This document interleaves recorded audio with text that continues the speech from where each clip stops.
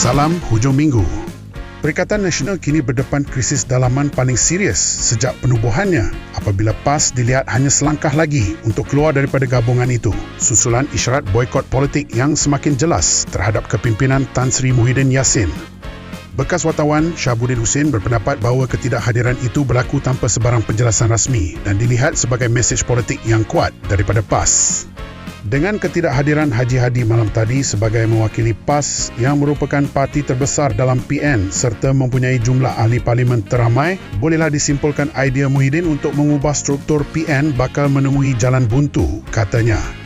Dalam konteks ini, ketidakhadiran Abdul Hadi ke mesyuarat di kediaman Muhyiddin bukan sekadar simbolik tetapi amaran politik terbuka bahawa PAS kini benar-benar berada di ambang pintu keluar PN. Sementara itu, semakin ramai pihak tampil membuat aduan disiplin ke atas Muhyiddin berhubung penafian PAS mengenai dakwaan beliau bahawa Bersatu dan PAS telah bersetuju memansuhkan jawatan pengerusi PN. Aduan yang dibuat oleh mantan Ketua Armada Putrajaya Haris Faisal Ismail turut menyatakan bahawa surat Presiden Bersatu bertarikh 27 Januari lalu telah dikeluarkan tanpa sebarang kelulusan atau mandat daripada Majlis Pimpinan Tertinggi sekaligus bercanggah dengan perlembagaan parti.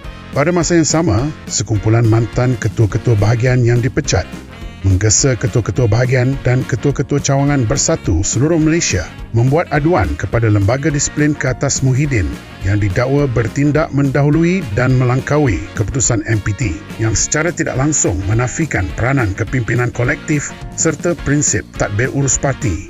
Apa yang sedang berlaku dalam Bersatu dan PN ketika ini jelas menunjukkan kegagalan Muhyiddin memimpin parti dan gabungan dengan bijaksana hingga menjerumuskan dirinya ke tahap terendah pada persepsi awam. Sama-sama kita saksikan apa yang akan terjadi selepas ini. Jangan lupa subscribe, like dan share Politico.my.